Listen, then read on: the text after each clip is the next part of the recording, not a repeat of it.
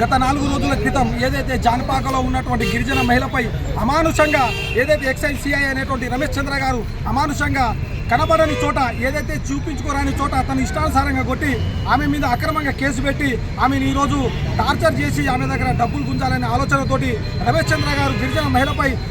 దూసులుగా ప్రవర్తించి ఆమెను ఇష్టం వచ్చిన కొట్టిన సంఘటన మనం చూసాం, పేపర్లో చూసాం, విన్నాం. దాని మీద 4 రోజులు గడుస్తున్నప్పటికీ ఇప్పటివరకు ఎలాంటి స్పందించకుండా ఏదైతే ప్రలోభాలకు గురవుతున్నటువంటి పై ఆఫీసర్లు అందరూ రమేష్ చంద్ర గారిని అరెస్ట్ చేయకుండా అతని పైన మేము ముందు చెప్పాం ఎస్సీ ఎస్టీ అట్రాసిటీ కేసు పెట్టాలి, అలాగే అతన్ని సస్పెండ్ చేయాలని చెప్పినా కూడా ఎలాంటి స్పందన లేదు, ఇప్పటివరకు లేదు. గత 4 రోజుల నుంచి మేము రోజు రిప్రజెంటేషన్ ఇస్తున్నా కూడా ఎవరి దగ్గర నుంచి మాకు ఎలాంటి స్పందన రాకపోవడంతో ఈరోజు మేము భారీ ఎత్తున రాస్తారోకో చేసినాం, ధర్నా చేసి ఎలాగైనా సిఐ గారిని సస్పెండ్ చేయాలనేదే మా ఫైనల్ టార్గెట్. అదేవిధంగా ఏదైతే ఏసీపీ గారు మామూలు ఏసీపీ గారు స్పందించి తక్షణమే ఈ 24 గంటల లోపే అతన్ని సస్పెండ్ చేసి అతనిపైన ఎస్సీ ఎస్టీ కేసు పెట్టకపోతే మాత్రం రాష్ట్ర వ్యాప్తంగా ఉన్నటువంటి గిరిజన సమాజం అంతా కలిసి పెద్ద ఎత్తున ఉధృతంగా ఉద్యమం చేసి